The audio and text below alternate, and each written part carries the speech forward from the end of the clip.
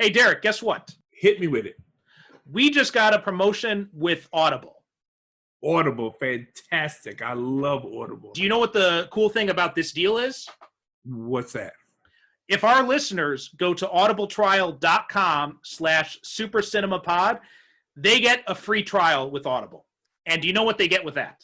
What do they get with that? Tell me. They get one free audiobook of their choice, and they get 2 free Audible originals, which is special content that Audible makes available free for all its subscribers.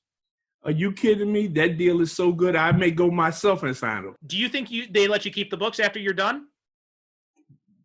No, you're not going to tell me they let you keep the books after you're done. Yes. In fact, you can go sign up for a trial, and you can cancel before the trial ends, and you get to keep the books you've already downloaded. Well, I don't see how you can beat that with a stick.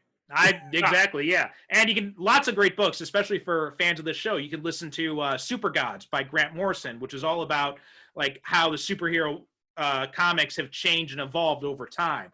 Or you can check out Marvel Comics, The Untold Story. Which is a terrific book. I have that both in hardcover, and I listen to that on Audible myself in my car while traveling back and forth. And there's also another similar book that's called Slugfest, which is about like the wars between Marvel and DC Comics. Oh, okay. So that's another one you got to check out too. So yeah, head on over to audibletrial.com/supercinemapod and start your free trial right now. You get 1 free audiobook and 2 free Audible originals, and you can keep them even if you cancel before it's over.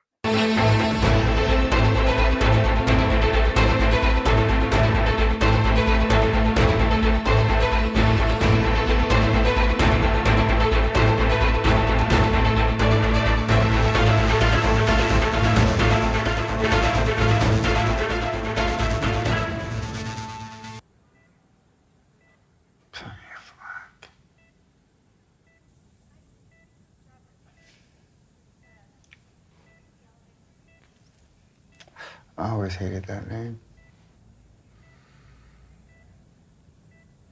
You know, he used to tell me that my laugh was a condition, that there was something wrong with me. There isn't. That's the real me.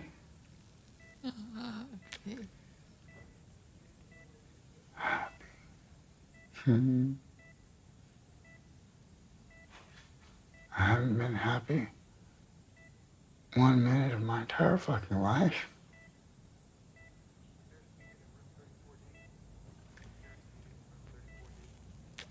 You know what's funny? You know what really makes me laugh? I used to think that my life was a tragedy. But now I realize it's a fucking comedy.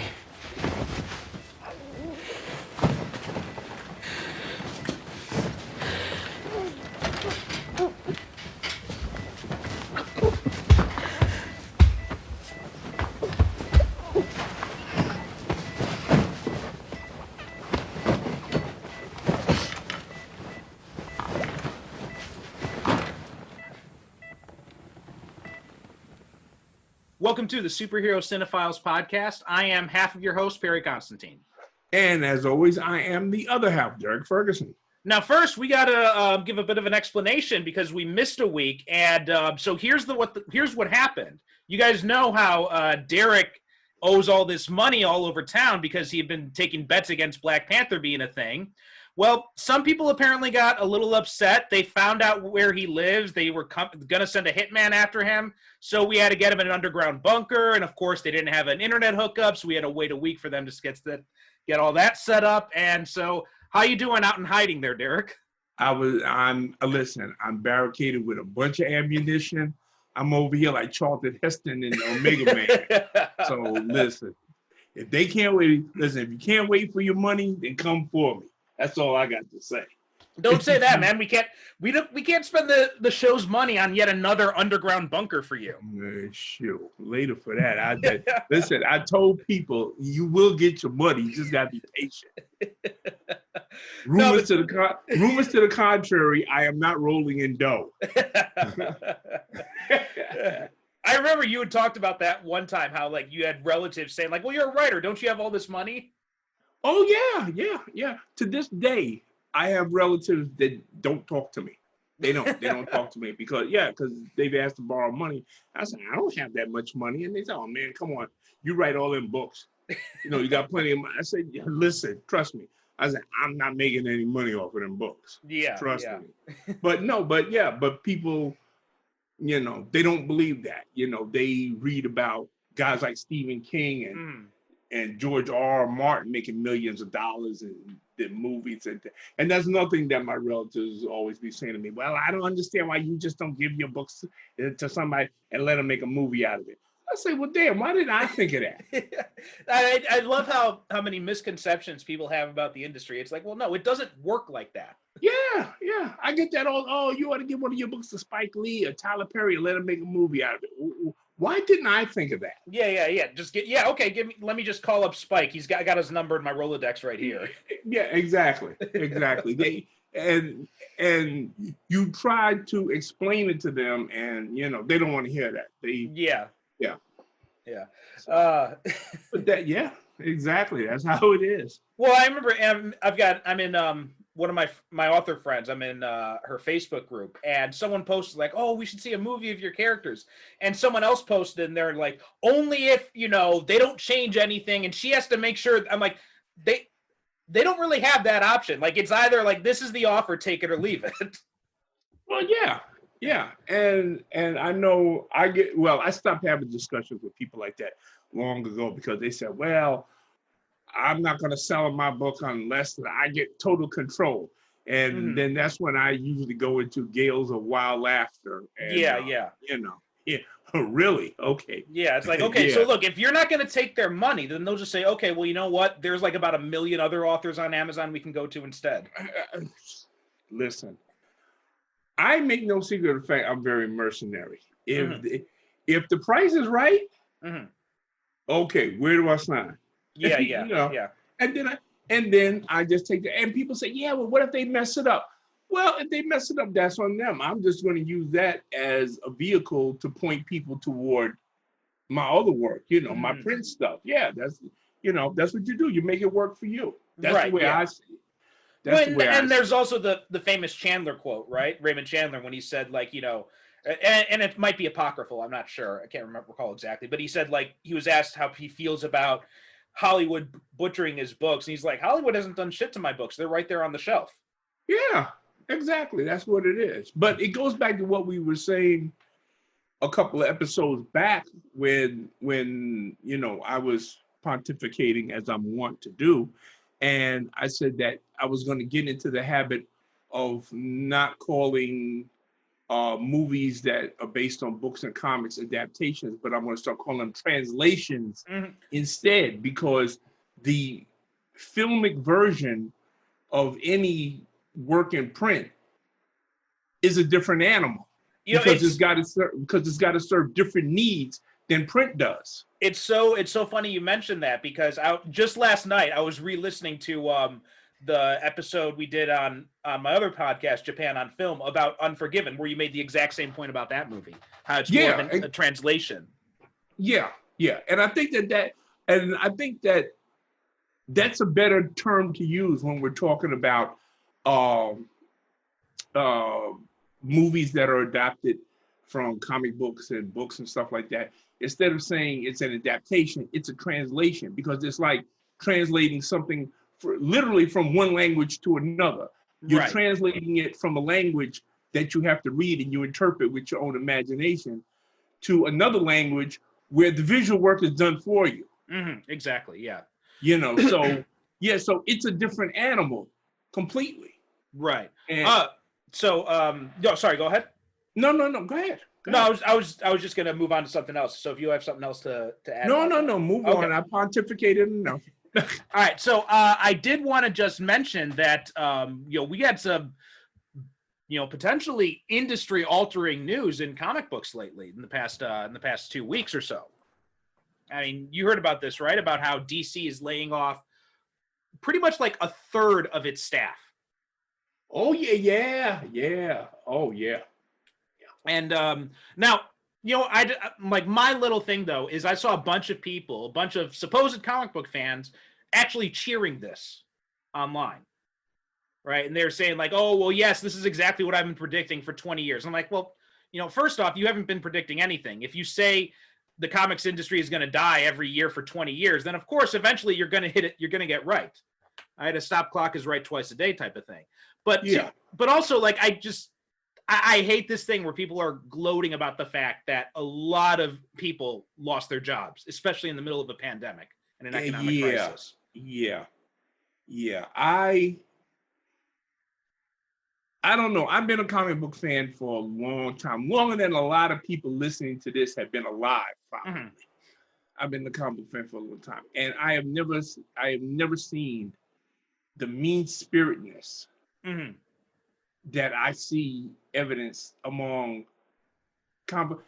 Okay, actually, I don't understand why people are comic book fans now, because being a fan of something means it's something that you love. Right. These are people that do not love the thing, they don't love comic books. Right. I also love the They don't. business ignorance when they say, well, the comic books would be doing much better if they just did what a guy who has no experience in anything even remotely related to the publishing industry, if they did what I tell them to do.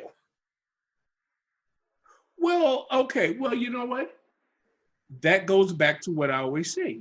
This is one of the problems with the internet, in that it has convinced everybody that they're an expert. Yes. That, it goes back to that BS that, well, my opinion is just as valuable as everybody else's. Well, no, it's not. Yeah. Yeah. I'm sorry, it's just not. If you don't know what you're talking about, keep your mouth shut. And I'm sorry, some people don't get pissed off about that, but hey, I come from a different planet where if you did not know what you were talking about, you educated yourself on it until you could talk about it, or you listened to other people that were more qualified. Yeah. And you have too many armchair, I don't know what you would call them, armchair experts. Yeah. Yeah, armchair, experts that know every fucking thing. Yeah, I had literally just gotten through this yesterday with a relative of mine. I'm not sure if you saw, I posted this on Facebook, but relative of mine sent me like this ridiculous, bullet point list of political propaganda stuff with, of course, nothing backing it up, no sourcing or anything like that. And right. I was done dealing with this individual because this is like the umpteenth time it's happened. So I responded with a 42-page essay with citations and everything. And her response was, oh, well, my opinion is just as valid. I'm like, well, no, it's not, because I'm actually bringing facts and, citations here, and you're bringing me bullshit. Right, yeah. I mean, it's like, like the thing now is that everybody prefaces everything they say, well, this is just my opinion, but. Yeah. Yeah, and your point being, of course, it's your opinion. Mm-hmm. Unless, like you say, you show me, facts and evidence to back up your argument or your opinion, and then I can say, okay, well, you know what? Now I got to change my opinion. Yeah, I'm not going to change my opinion just because you say, well, this is my opinion, but yeah. I don't know. I am going through what I like to call I don't know, I'm going through some sort of spiritual change in regards to the way that I deal with people on the internet. Mm-hmm. I've been going through this for I think really like the last month. And I think it's coming to the point where I'm going to be radically shifting how I interact with people on the internet. Oh, you know what? Because my whole thing is I got a kid on the way, and I don't want anyone who endorses racism or anything like that to be involved in my kid's life, because I don't want my kid growing up thinking that's okay, or thinking that because they're going to be half Asian, obviously, that they're somehow inferior because they're not completely white. Right, exactly. And listen, I support you 100%, bro. I mean, because you know what? The internet now is a dangerous, scary place. It is. Yeah. And in a lot of respects, and don't get me wrong, I love the internet. The internet has allowed me to do things like what I'm doing right now.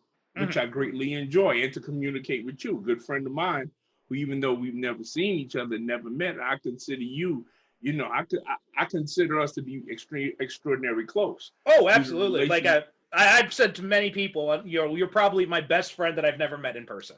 Yeah, yeah. So I mean, there's a lot about it that I love, but over the years, and especially in, I would say, like the last 5 to 8 years, the internet has become a very dangerous, scary place, populated by a lot of dangerous, scary people. Yeah, yeah.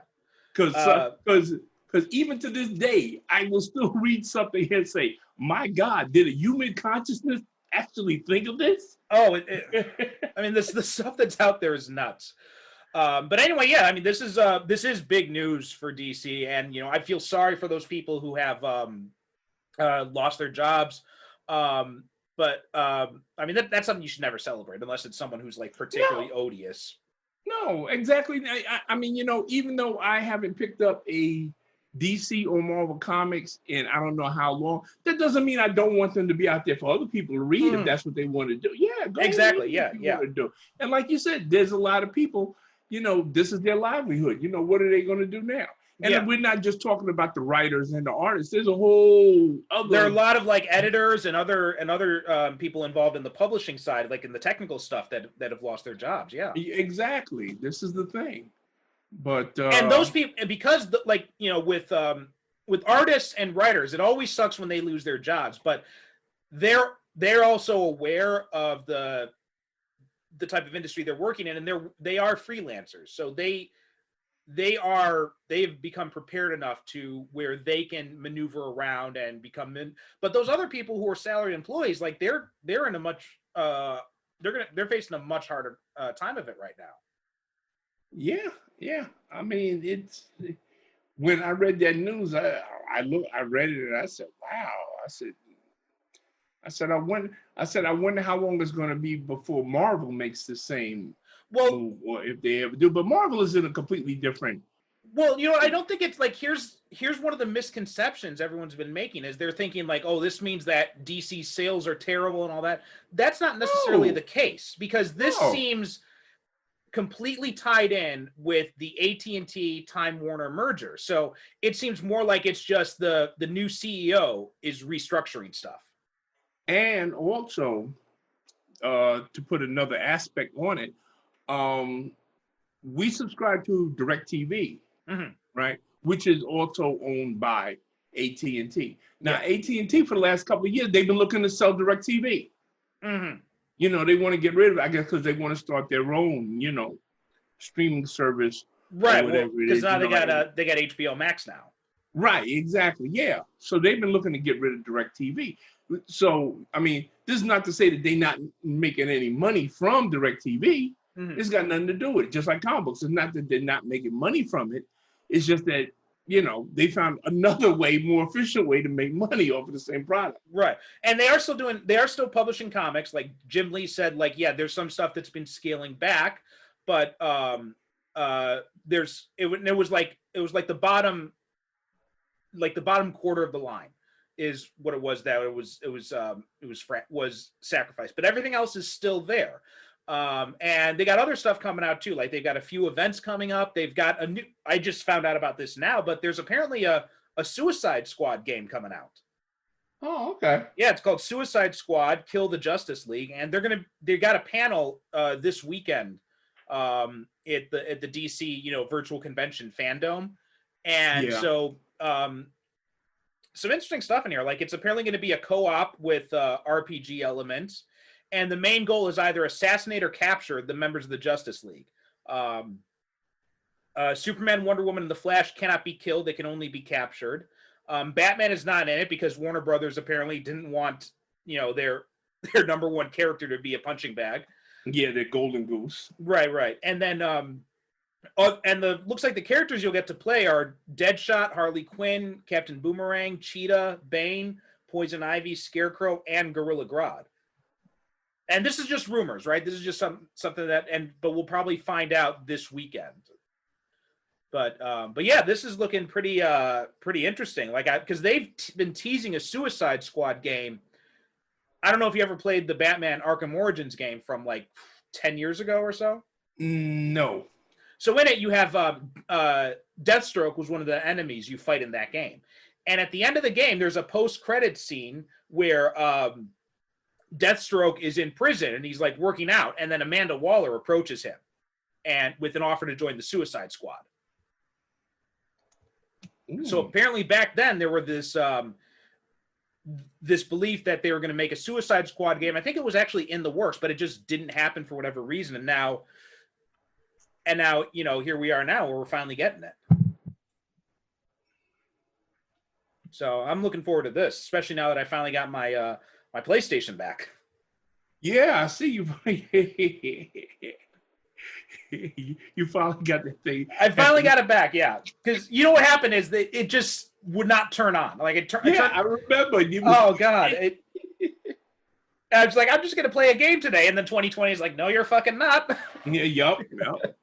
So I sent it in for repair. It took them like a week even to acknowledge that they received the damn thing. And then like another week went by, and then finally they call me up and they say, okay, we can't repair it. I'm like, so what can you do? And they said, we can give you a new system instead for like, not as expensive as you buy it brand new, but still like, not as cheap as the repair would have been. So I'm like, all right, well, might as well. So I bought the replacement console, and now I finally I got myself a birthday present last week for and bought The Outer Worlds, and I've been playing that, which is very like Firefly-esque. Yeah, I completely missed your birthday. I'm very sorry. Oh, that's all right. You had your own stuff going on. You were, ducking assassins and stuff like that. Happy birthday. I gotta send you something. Oh, well, thank you. You don't have to do that, but I appreciate it. All right. I like to acknowledge birthdays, even though I keep mine a secret, but I like to. All right, so I think we've kind of rambled enough for one day. So let's the DC news is actually a good transition because we're talking about your movie pick this week, and that's Joker from 2019. Yeah. In keeping in spirit with because the previous movie that we discussed, V for Vendetta, was a movie that I characterized as society was the supervillain in that movie. And really, the real villain of the piece was the breakdown of society and the institutions that are supposed to protect us and nurture us and sustain us don't work. And I saw the same elements in this movie as well. In Joker. Yes. Yeah, very much so. And I heard you mentioned that the V for Vendetta episode on another podcast you were a guest on. I was listening to last night. The 6 questions one. Oh, how was that? How'd it come out? It turned out pretty good. Always good to. I haven't even listened to it yet. I'm on the damn thing and I haven't listened to it. No, it turned out pretty good. You had some really interesting answers to the questions that he asked. So yeah, it was really good. Good interview. I can't remember the exact name of the podcast. Does anyone else? Do you remember? It's like Damon something. Damon Does or something like that. Yeah. Okay. Damon Does. Yeah. Okay. I have to look it. I'll look it up while we're talking. Okay. Go ahead. Okay, but yeah, everyone, you should go check out that interview, and it's short too. It's only like 30 minutes, so it's not a really yeah. And know what? We talked for actually about 2 hours, to be honest. Oh, really? Wow. Yeah. So he's got a whole lot because he was saying that he was going to make it a 2-parter. Mm-hmm. We talked for about 2 hours. Okay. Wow. Yeah. But yeah, it was a great interview. And anyway, so with Joker, I remember when this was announced, like my first thought was, why? Right? Because it's just the Joker, and I think I mentioned this before, but my view of the Joker is that he's not really a character. He's more of a force of nature. So how you're going to do a movie with the Joker as the protagonist didn't really make a lot of sense to me, unless you're going to be doing something like the Joker graphic novel that Brian Azzarello and Lee Bermejo did like several years ago, where the main character was one of the Joker's henchmen. And it was kind of like him viewing the world, what he sees and experiences working for the Joker. And that way is like the only way I think you could really do like a Joker movie justice, because otherwise it's difficult to use him as a main character unless you take away that aspect of him being this kind of force of nature. Yeah. But what were your thoughts when they announced the movie? When they announced it, I said, wait a minute. I was kind of like you because I'm like this. I'm one of these people of the opinion that the Joker's real identity should never be revealed. Mm-hmm. We should never have an origin for him. We should never know where he comes from, why he does what he does. So in that respect, I'm with you. He's a force of nature. Yeah. You know, we don't know where he comes from. We don't know why he does what he does. You know, why he's fixated on Batman. Mm-hmm. You know, and I think that he works very well that way. Of course, we have had origin stories for him before, but I think that the genius of this movie and why it works for me in that it's a Joker, but it's not the Joker. Yeah, yeah. You know, this isn't Batman's arch enemy. Right, yeah. I see this movie as the guy who infected Gotham City with his madness mm-hmm. and started the whole thing. And that's how we get to the Gotham City that Batman has to take care of because of this guy through some, you know, he's able to unleash something in people because at the end of the movie, of course, we see that the city is total anarchy. It's a massive riot going on, you know, and everything. And somehow this guy has managed to infect the very city of Gotham, the very nature of Gotham with his own madness. So, mm-hmm. So this guy isn't Batman's arch enemy, right? Yeah, but he definitely inspired, you know, right, the guy that we know later on as Batman's arch enemy. Yes, yeah, and so I had no interest in really seeing this movie. I said, well, you know, I'll probably watch it once it becomes a rental. But you know what? Ironically enough, it was not me who wanted to see this in the movie theater, but my wife. She was like, you know what? Let's go see Joker this weekend. I'm like, oh, really? Oh, okay, all right, fine. You want to go see Joker? We'll go see Joker. So if not for her, I would not have seen it in the movie theater. And my reaction coming out of the theater was, you know, because it had been out for I think like about a few weeks by this point when we saw it, and everyone was talking about how great it was, right? And then there are other people who were talking about how terrible it was. And even in like the lead up to the movie, there were a lot of people who were saying, oh, it's going to be like incel porn for the extreme right wing and all that kind of stuff. And oh yeah. And I watched it and I'm like, you know what? It wasn't like as amazing as everybody thought it was. I didn't think it was like anything revelatory or anything like that. You know, it didn't change my life or anything. But I also did not understand all the hate it got either, because it was not at all what people were saying it was, the whole incel thing. And I'd be the first to call that shit out if it was, but I did not get that vibe from it at all. Okay, you want to know why this movie was so revelatory and why people reacted to it the way that they did? Hit me with it. Okay, I'm going to throw out some names to you. Okay. Sidney Lumet, mm-hmm. John Cassavetes, mm-hmm. Werner Herzog, mm-hmm. Roman Polanski, Milos Forman, William Friedkin, mm-hmm. Michael Cimino, Sidney Pollack, Paul Mazursky, Don Siegel, Arthur Penn. What do all of these directors have in common? Well, the Werner Herzog thing, I can't stop thinking about that Pringles meme that's been floating around the internet now. But I'm not sure. What do they all have in common?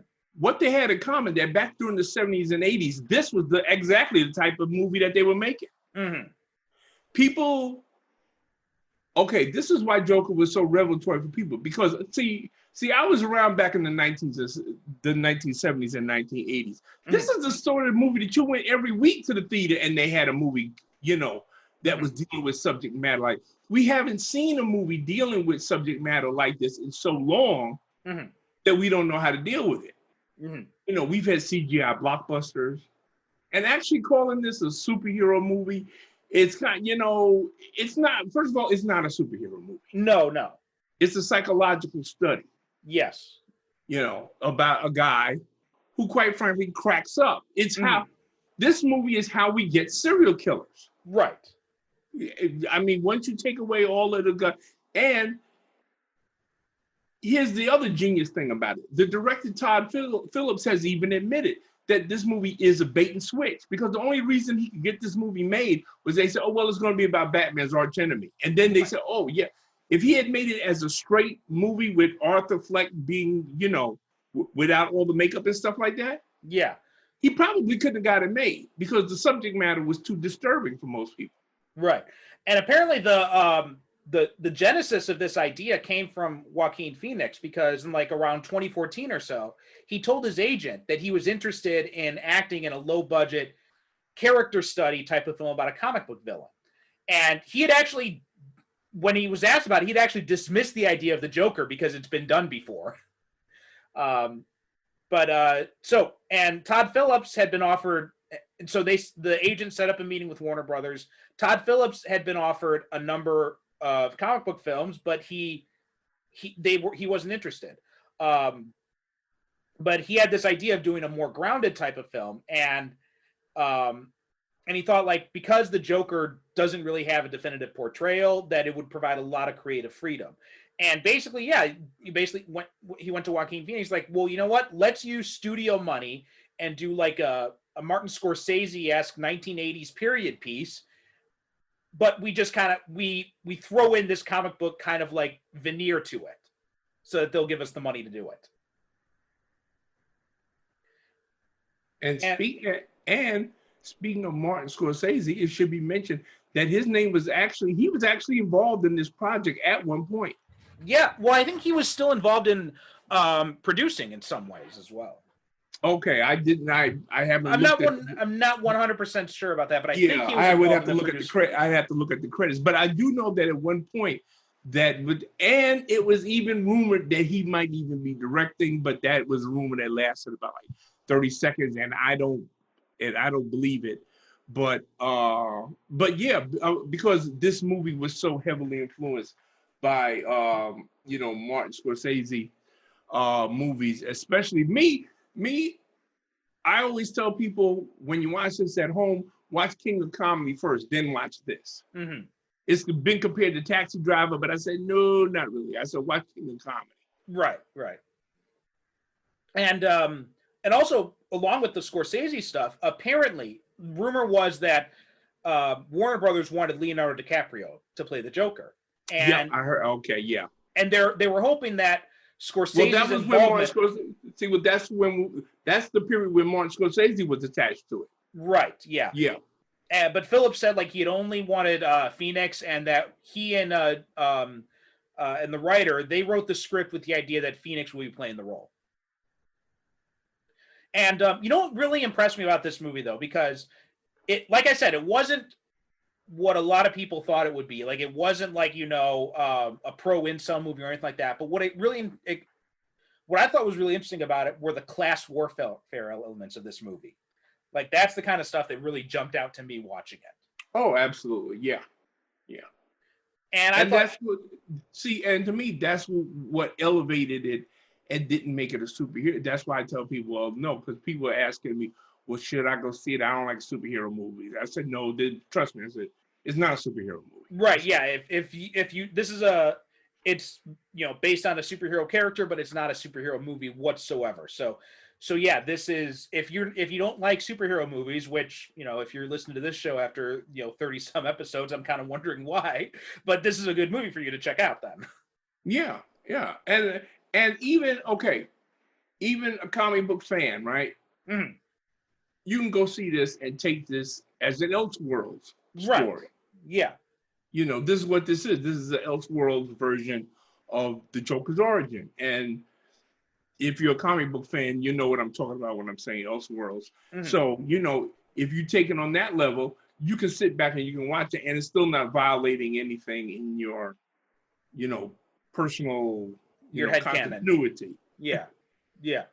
All right, so let's jump into the movie itself. So, first off, we got to talk about Joaquin Phoenix, obviously. What were your thoughts about him as the Joker, or as him as Arthur Fleck, I should say? Oh, well, hey, this movie is his from start to finish. Mm-hmm. I don't believe that there's a scene where he's not on camera. This is one of the few movies where, the main character is on camera from start to finish. Mm. And we get to see his mental crumbling. Mm-hmm. You know, that's the only way to describe. He doesn't have a breakdown as much as, you know, he's broken down.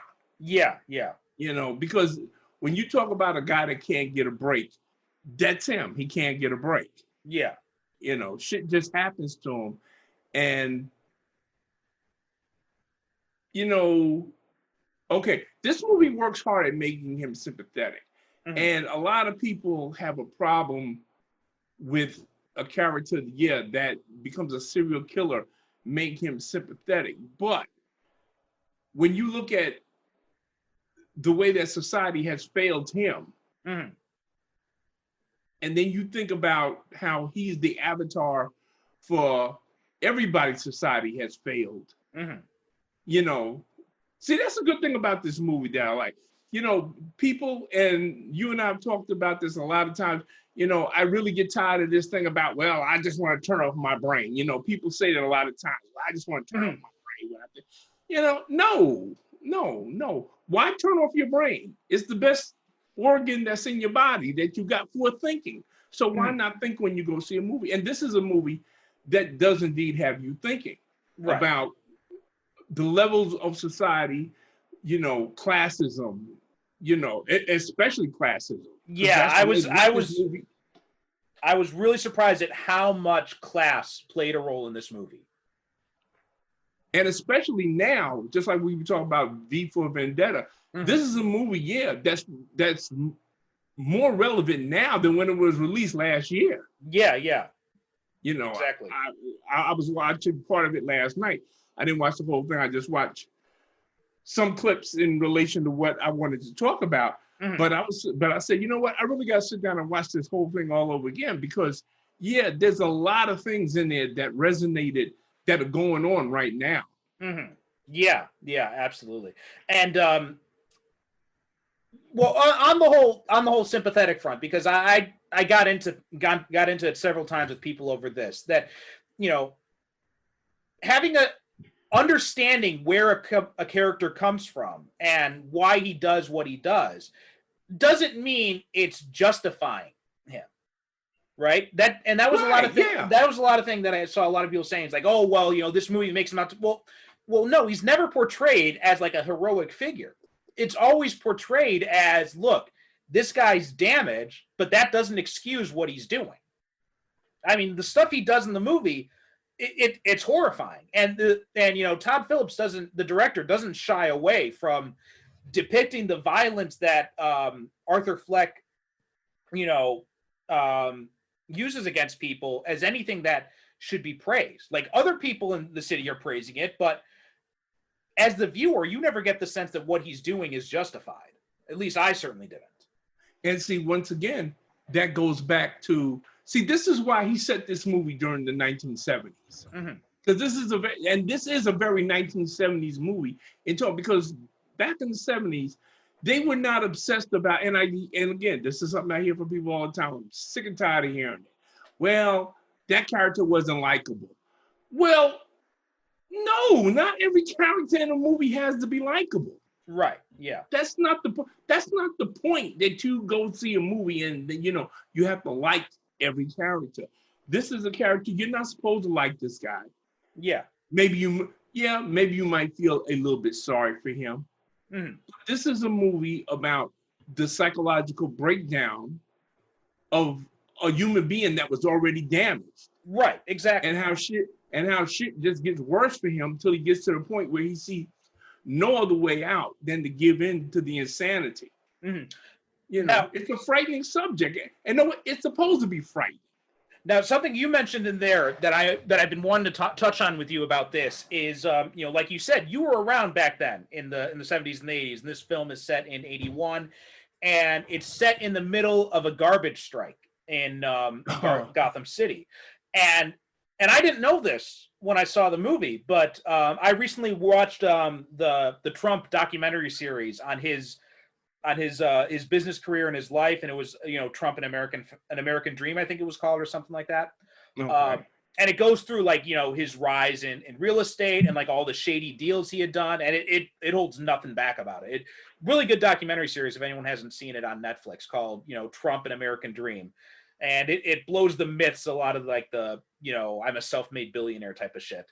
But one of the things that I thought was really interesting in it, watching it, was that they talk about the garbage strike in the late 70s, early 80s. So being someone who was in New York at that time, I kind of want to get your take on how you felt this movie depicted that era of New York. Oh, listen, yeah, New York. I can. It's funny because I will occasionally get an email from somebody who will read one of my reviews of a movie that is set in New York during the 70s, such as Midnight Cowboy. Mm-hmm. And that person will say to me, well, New York wasn't really that bad, was it? They just, did that for the movie. I said, no, that's exactly how New York was back then. Mm-hmm. And yeah, well, when I was watching Joker in the movie theater, both myself and my wife were saying, oh my God, that's just how New York looked back then. Mm-hmm. Yeah, that's how So is your wife also a New York native, by the way? Yes. Okay. Yes. She grew up in Brooklyn. Oh, okay. Just like I did.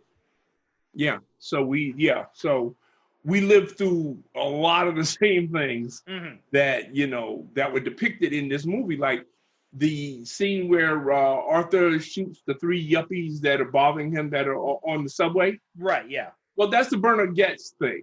Mm-hmm. Okay. That was inspired by Bernard Getz, the guy that shot the black youth on the subway that he claimed were out to rob him. They said that they said they weren't.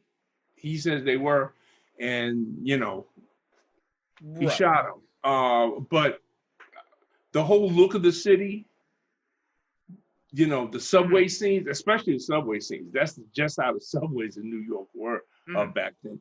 This movie was very effective at capturing the mood and feel of the 70s, 80s. And know what, my hat is off to Todd Phillips, because the only thing I know him from is from the Hangover movies. Yeah, I was really surprised, because I remember watching the movie and I remember thinking like, well, Todd Phillips, that name sounds familiar. And then looking up later and finding out that he was the guy who did Road Trip, he did Old School, The Hangover, these like really like raunchy comedy movies, which, don't get me wrong, The Hangover especially is hilarious, but you would not expect him to be the guy who makes something like this. And he also made War Dogs, which was a bit more serious, but still, like, he was not someone you'd expect to tackle a movie like this. Yeah. When I wrote my review of this movie a couple of days after I saw it, and I looked up Todd Phillips, and like you said, I said, wait a minute, the guy who did the Hangover movies, he did this? Oh, also, apparently he did the Starsky and Hutch movie, which I hated that thing. Oh, I hated that movie. Yeah, that was horrible. Yeah.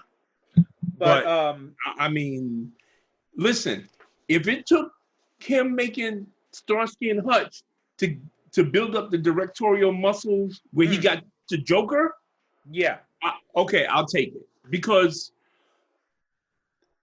that's something that I believe in. That certain times when people say, "Oh, well, he made these lousy movies and stuff like that," yeah, well, sometimes you have to build up your muscles in order to get to the point where you can do the movie or write the book that you want to write. You have to build up those creative muscles.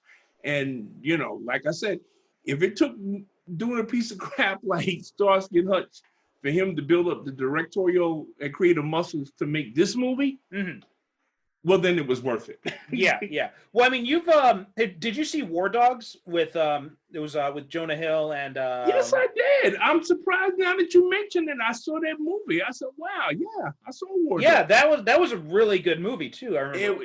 I liked it a lot better. And until now, when you told me, I didn't realize Todd Phillips had directed that one too. Yeah.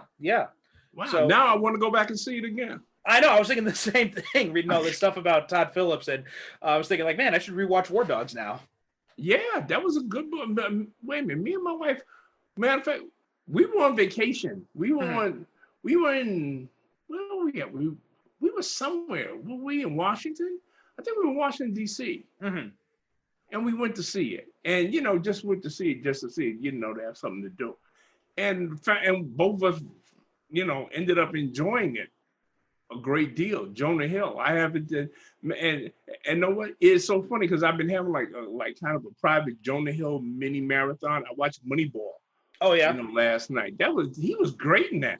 And it's really impressed me, like how his career has changed and like how much range he turns out capable of exhibiting. Because when he first came in, it looked like he was just going to be the funny fat guy. The funny fat guy, exactly. Yeah, that was kind of yeah. And it's the same thing with Seth Rogen too, because he had something. His not so much funny fat guy, but funny stoner fat guy. Right. That seemed like, and that's kind of like but Hill kind of reinvented himself as like this serious dramatic actor, and Seth Rogen, he's kind of he's taken a lot of people judge him harshly on his acting. I think he just kind of does what he's being asked to do, but he's done a lot of amazing work behind the camera as a writer. I mean, he's responsible for the Preacher TV series, and if you like The Boys on Amazon, Seth Rogen's behind that as well. And okay. And there was some announcement that there was some project he was some comic book, I can't remember what it was, but he was announced as being involved in it, and people were already starting to bitch about it. They're like, oh, why is Seth Rogen? I'm like, if you guys like Preacher, you guys like The Boys, you should be happy that Seth Rogen is getting involved with this other stuff. Okay. So yeah, I mean, he's someone who's doing a lot of work behind the camera, just like Ben Affleck. Ben Affleck is much better behind the camera than he is in front of it. I think the same thing applies to Seth Rogen. Oh, absolutely. Yeah, I've been saying for years that Ben Affleck, I really think his talent lies more in being a director than an actor. Yes, yeah. Let his brother act. His brother is the one that can act. Mm-hmm. Well, he's not a bad actor in his own right either. Like he's not. He's not. He just took some bad roles. Yeah, well, bingo. But anyway,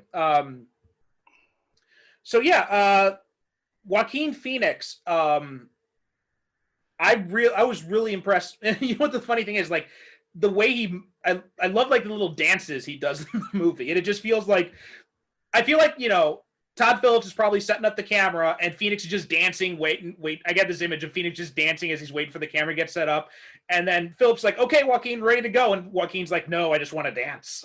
Yeah, he's like, all right, fuck it, we're shooting this. It's a very improvisational feel when he dances, like he has not rehearsed this at all. Yeah, that is, it's a very spontaneous feel but there's a very spontaneous feel to a lot of things he does in this movie. Yeah.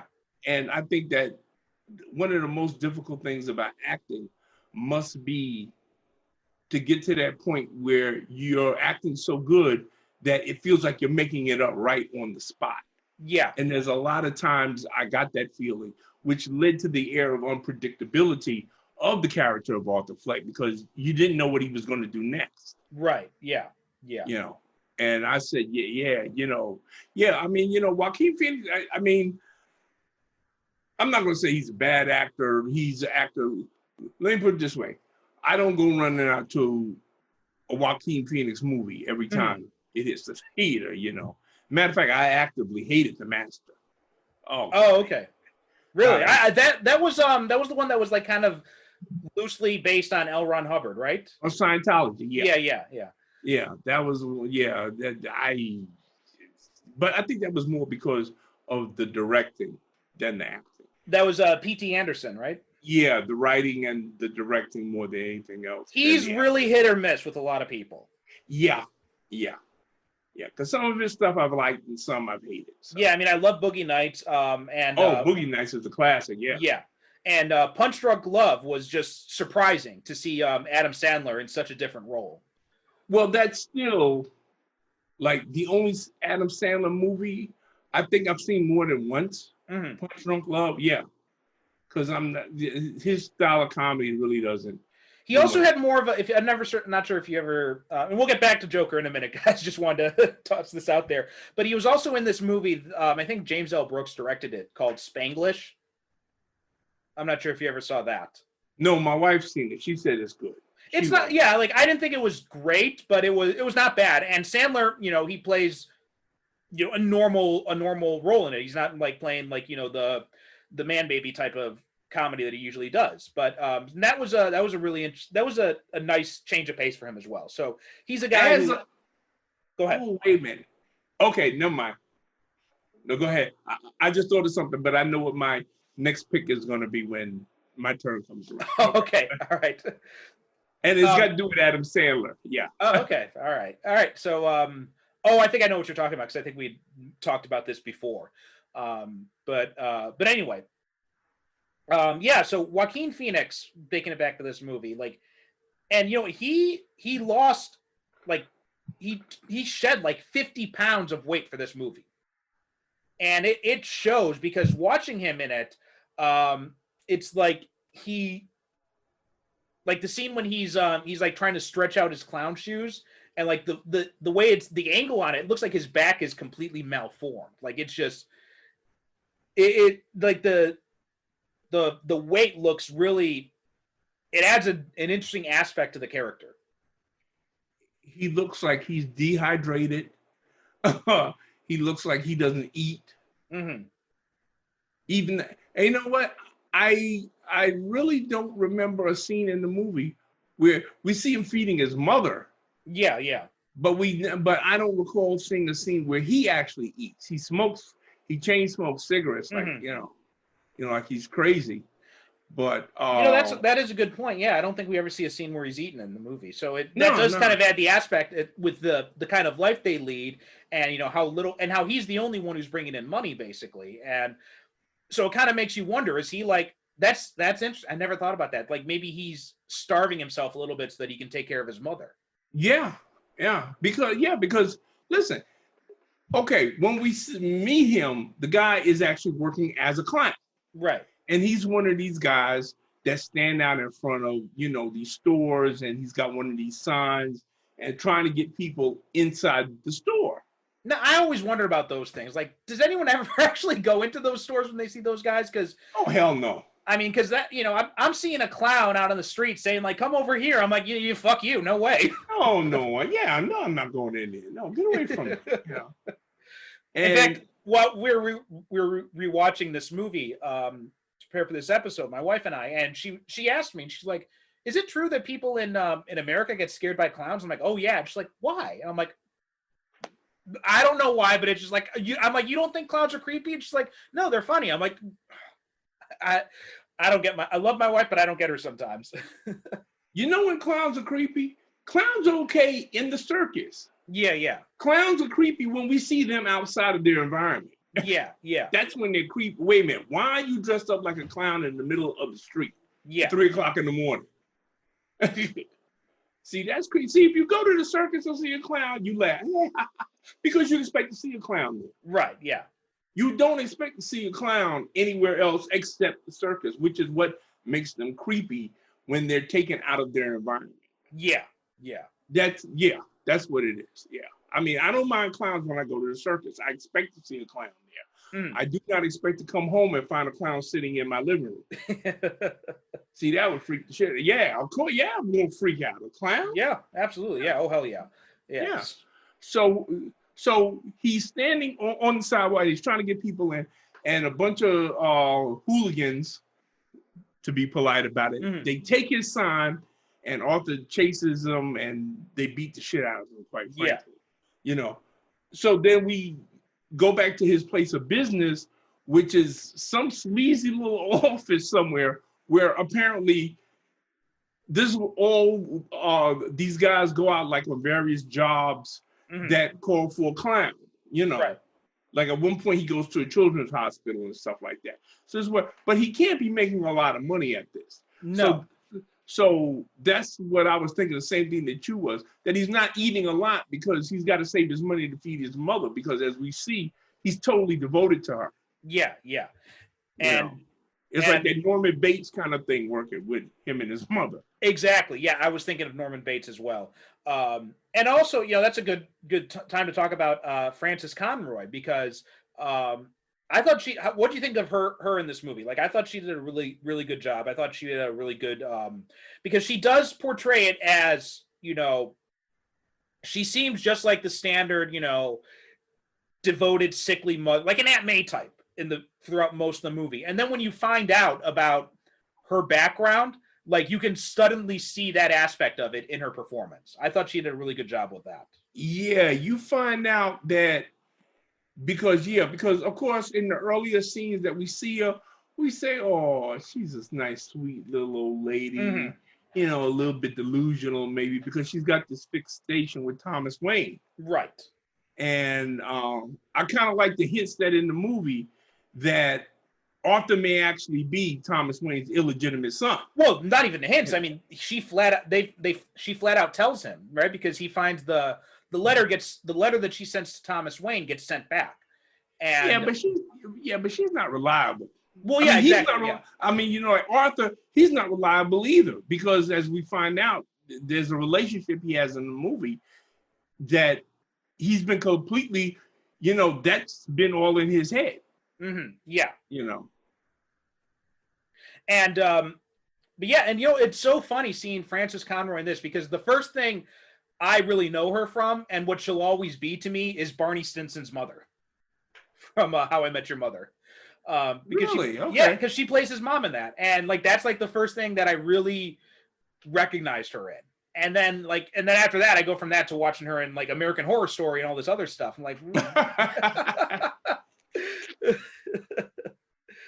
but yeah, I thought she did a really good job in it, and that little subtle aspect of her actually being insane, which once he goes to the hospital, once he goes to Arkham and he finds out about her past and everything, and you find out how delusional she really is, suddenly everything she's been doing throughout the whole movie clicks. Yeah. And it's you get a whole new paradigm shift. Now you say, wait a minute, hold on. Makes you want to go back to the start of the movie and say, wait a minute. Yeah. Well, and to a lesser extent, you had that. And it's funny because everybody talks about the revelation about Zazie Bates' character, right? That who she plays a single mother who lives down the hall from Arthur and his mom. Her character's name is Sophie, and Zazie Bates. I love I'm so glad that she's getting a lot more roles now. And if Marvel's got any sense, when they end up doing bringing back Ryan Reynolds as Deadpool, they should bring back Zazie Bates as Domino again as well. But the big revelation that the like kind of Fight Club-esque revelation that his relationship with her has all been in his imagination, and like the only time he's ever really interacted with her was in that elevator scene when we first see her. But everyone talks about that as being so revelatory, but I think the stuff about his mom and like Frances Conroy's performance in that role, I felt that was much better done. Well, actually, you know what? I kind of think that they did kind of telegraph early on that his relationship with her was all in his head. Okay.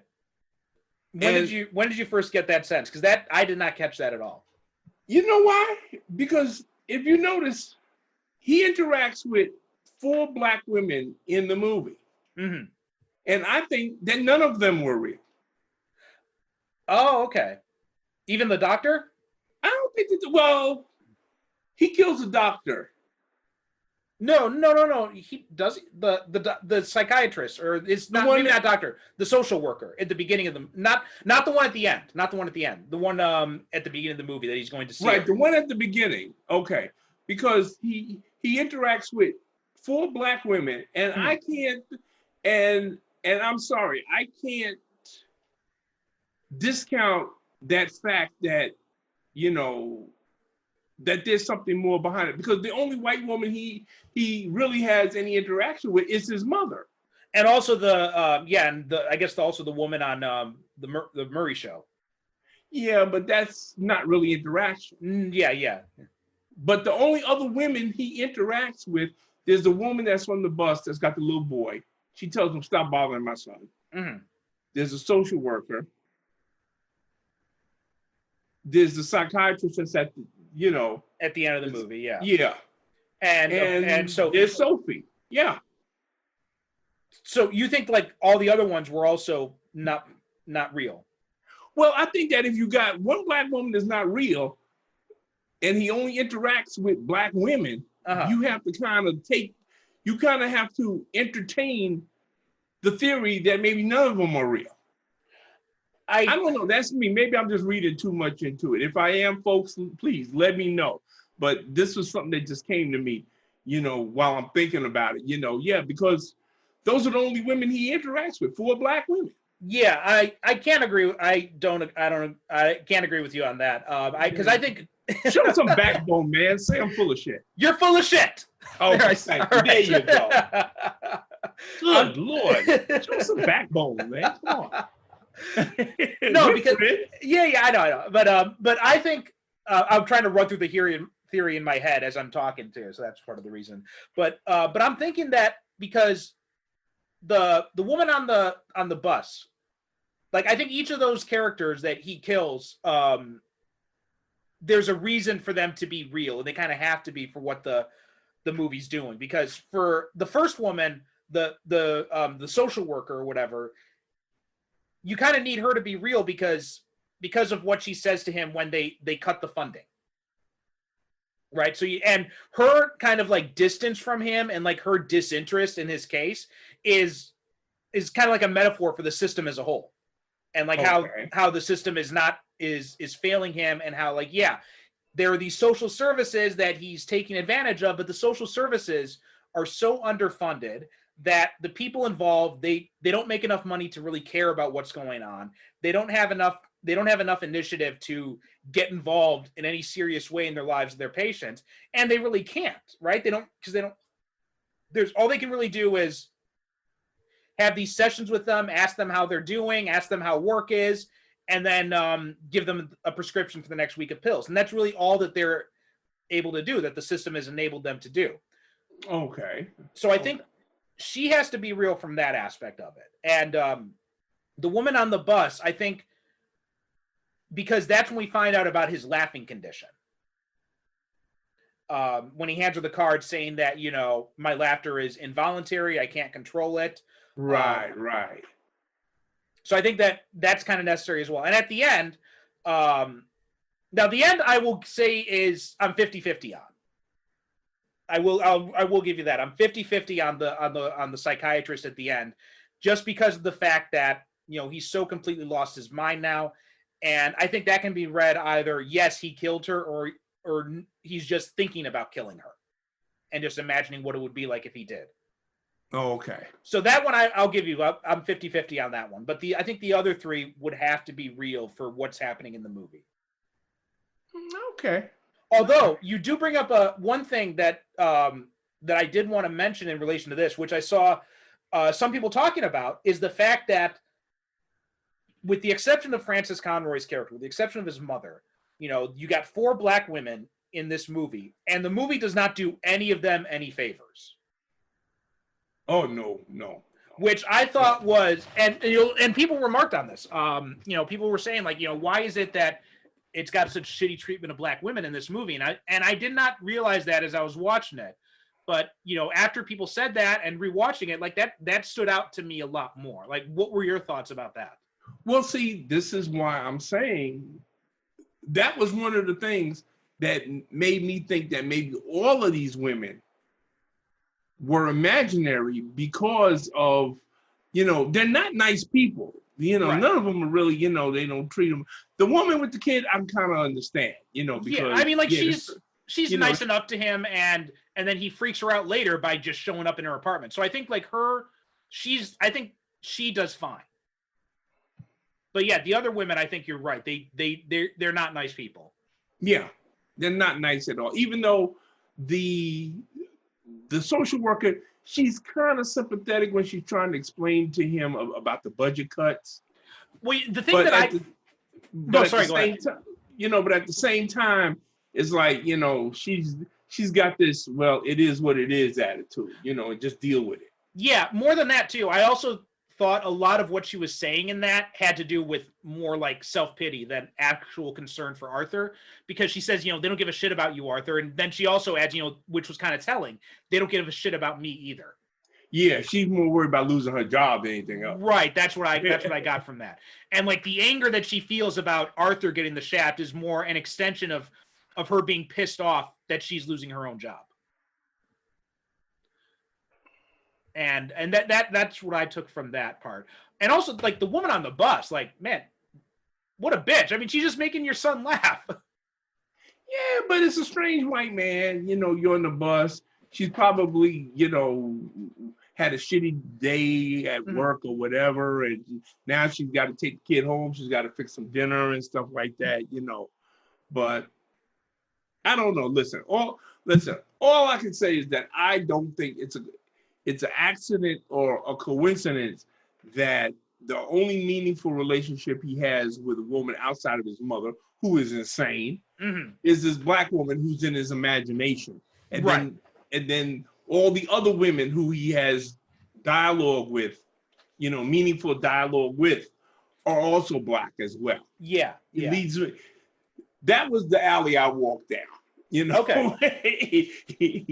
I walked down many strange alleys. That was the alley that I went down. Now that you say this, though, it gives me another idea, and this is just, let me know what you think of this, okay? What's that? You've got Sophie, who's a single mother living in this poor neighborhood. She's struggling and everything, and you got Arthur and his mother, who his mother has had largely a similar type of background, right? You know, lower class, you know, single mother, raising a kid on her own, living in this shitty part of town. Mm-hmm. And then you got the other black women that he interacts with.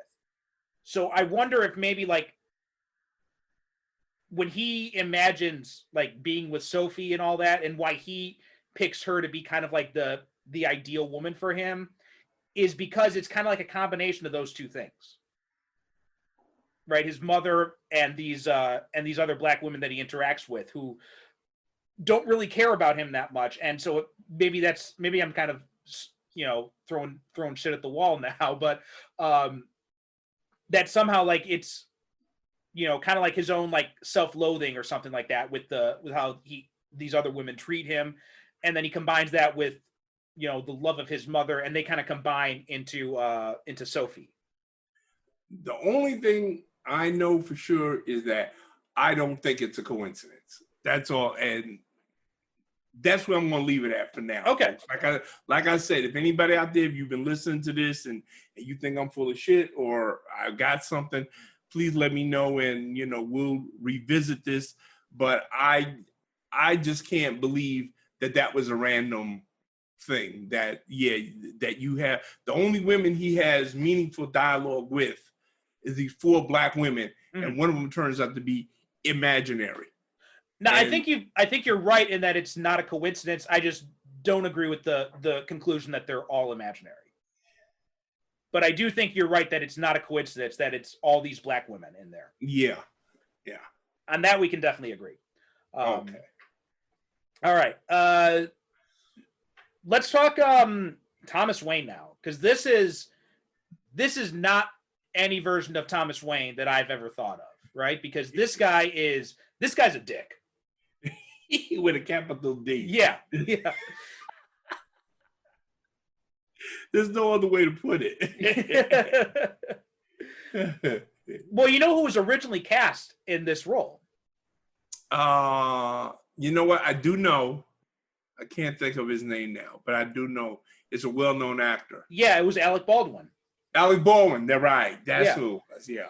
And you know, when you're watching this guy who's playing Thomas Wayne in the movie, I'm gonna double. You can see it in his. Yeah. See, because this guy because this guy is kind of like Alec Baldwin in in his body language and the way he talks. Yeah, Brett Cullen is the actor's name. Brett Cullen. Yeah, and you get the feeling that, you know, because Alec Baldwin, he was cast and then he had to drop out a few days later because of scheduling conflicts.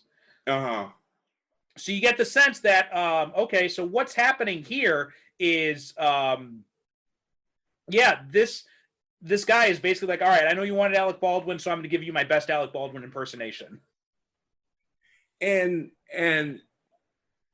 usually, like other times when we've seen Thomas Wayne, he's portrayed as being like this this guy who's a philanthropist, and he's very caring because he's a doctor.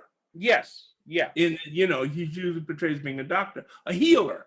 Mm-hmm. So he's usually a very sympathetic character. Now I don't recall him being a doctor in this incarnation, but he definitely is not sympathetic. No, that was something I was also going to mention too. Is I also don't remember anything about him being a doctor in this movie, and I thought that was telling that they left that out because they wanted to focus more on the the CEO type of character. He's a money grubbing bastard. Yes, yeah, he is. Now let me ask you a question, okay? Because this is a theme that they play on in this movie because Arthur's mother keeps saying it, and it's a theme that we always come back to in Batman movies for some reason or another. Mm-hmm. Why is everybody obsessed with saving Gotham, and what exactly does it have to be saved from?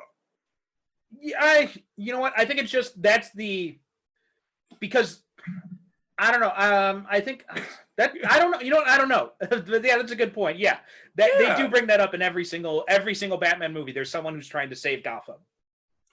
Yeah, okay, I get it, but exactly save it from what? Financial ruin? Well, a lot of cities face financial ruins, and they just pull through it. There's no supervillains at this time. Yeah. So it's not like he's got to save, from supervillains. What urban decay? What fluoridation? Bad. What exact? Why is it that in every Batman movie there is this imperative that Gotham has to be saved? Yeah, I got nothing on that. I'm with you on that. All right. Well, okay. I'm with you on that one. Yeah, I can't. Yeah. I got nowhere to go with that. Yeah, it's like, Gotham is this horrible, terrible. Okay, well, I get it. It's a horror, but guess what? Most cities are horrible, terrible places that, on some level.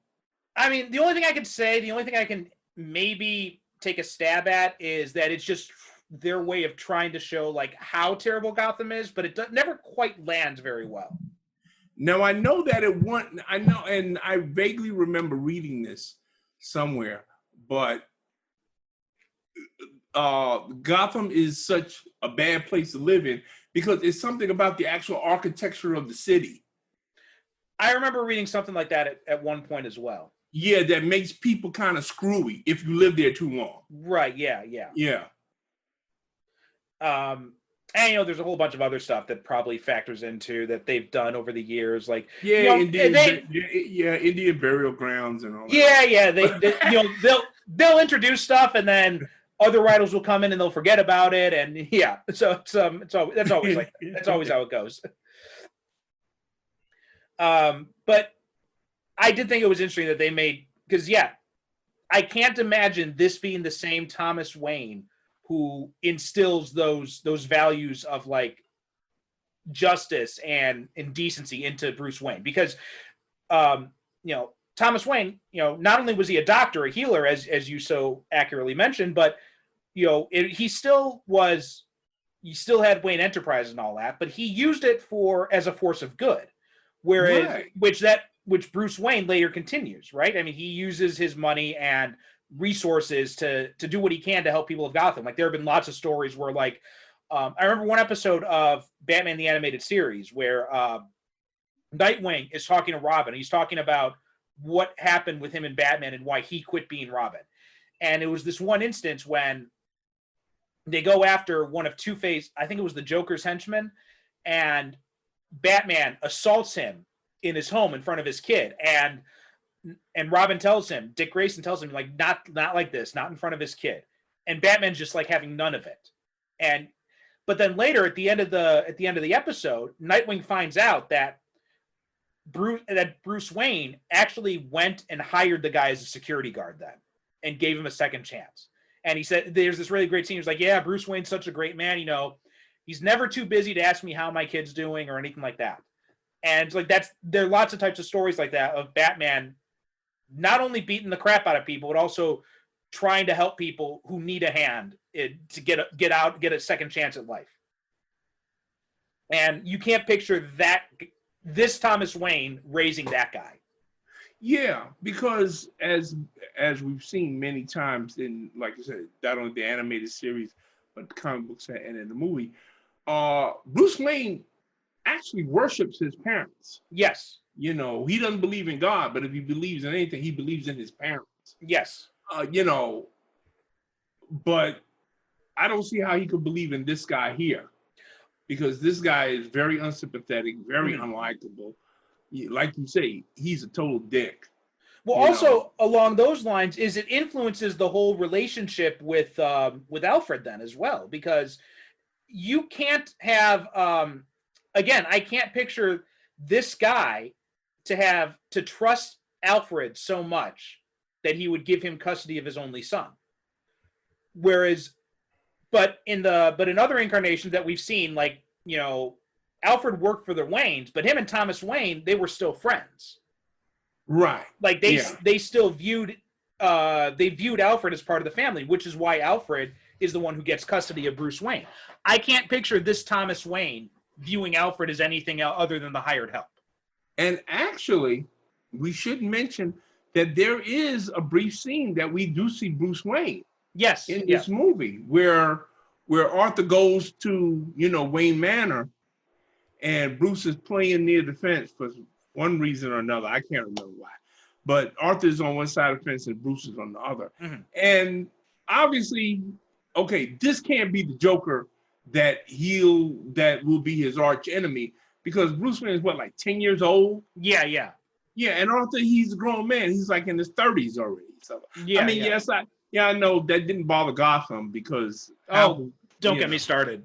Yeah, that didn't bother Gotham. But okay, so he briefly runs into Alfred, and I said, well, this isn't the Alfred that I know, because anybody that put their hands on Bruce, he would have broke their neck. Yeah. But I go along with your hypothesis that, I can't imagine the Thomas Wayne and Alfred Pennyworth of this movie having the relationship that I'm used to them having. Yes, yeah. Like you said, this Alfred is just a hired help. Right, exactly. And well, one thing, I'm glad you mentioned that scene where he goes up to Bruce Wayne, because I thought that was a nice way of showing the relationship between Batman and the Joker in a very small way, where he keeps trying to get Bruce to smile and Bruce doesn't. Yeah. So I thought that was a nice little nod to the comics, and like the whole dichotomy between them, whereas the Joker's always smiling, Batman's never smiling. He's never smiling. Yeah, he doesn't. Yeah, he never cracks. Yeah, he never cracks it. Even at this age, Bruce Wayne's a sour piece of shit. Yes. Your parents haven't even been murdered yet, and you're already miserable. Little Yeah. Come on, kid. What is wrong with you? Bruce Wayne should have had psychological help long before his parents. Yeah. Then again, this is a different Bruce Wayne, so we don't know. Maybe his father's beating the shit out of him. Well, I mean, actually, judging from Thomas Wayne in this movie, I'm thinking he doesn't even beat the shit out of him. He just neglects him. He doesn't give a shit about him at all. Well, maybe that's it. The kid just feels neglected, because his parents, don't pay any attention to him. Mm-hmm. Now, I do want to continue. Because they're too busy. Know why? Because Thomas Wayne is too busy, grinding money, taking money from, not giving anybody any jobs at all. Mm-hmm. The city is in a state of utter chaos, and apparently he's too busy going to the opera and, Yeah.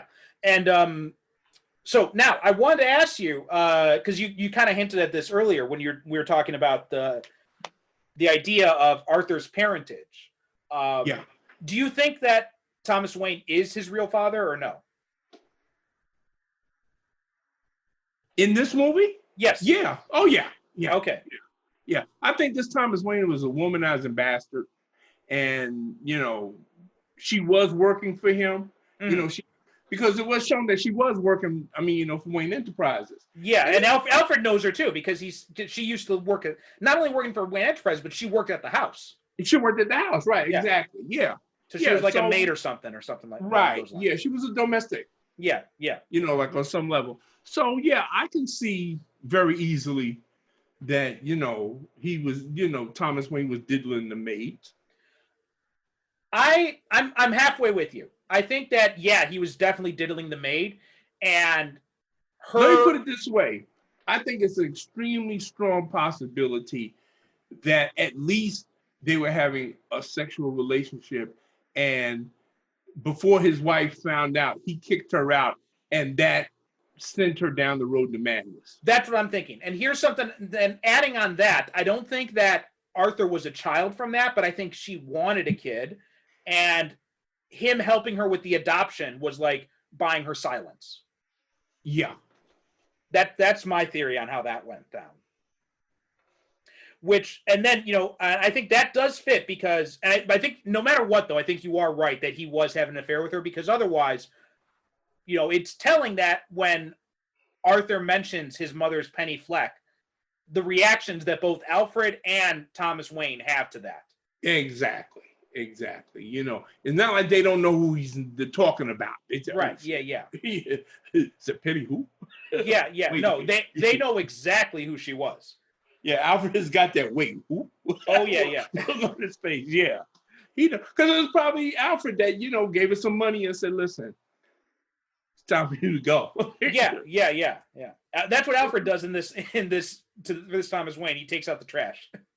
Yeah, exactly. He does the dirty work, literally. Yeah. All right. And well, I mean, you got to talk about Robert De Niro's performance in this too. Yeah. Well, see, this is why I always recommend to people that they watch King of Comedy before it, because the character he plays here, the talk show Murray Franklin, could very well be his King of Comedy character 30 years down the road. Yeah. Well, yeah, and De Niro said as much too. He said that that his role is an homage to that character in King of Comedy. Oh, okay. I've never seen King of Comedy, so but you got it. So how does this kind of compare with like all the homages and stuff to that movie? Because both of the main characters of those movies are comedians, and it's a lot of similarities in that they're both unreliable narrators. As we can see, when Arthur has these hallucinations and he's making up characters and everything. So by the time we get to the end of the movie, we're really not sure what was actually real or what was in his imagination. And it's the same thing in King Comedy. Robert De Niro plays this character that is obsessed with a talk show host played by Jerry Lewis. Yeah. And similarity has scenes where he's hallucinating his relationship with other characters that turn out not to be true. So, and like Arthur, he attempted the Robert De Niro character in King of Comedy wants to be a comedian, but he's not funny. Yeah. He's not funny at all. But his dream is to be on this talk show with his idol. Yeah. And much like Arthur, he has that whole extended scene where he stands up in the audience and Robert De Niro invites him on stage and they have a dialogue and everything. Right, like yeah. There's a scene just like that in King of Comedy. Okay. Yeah.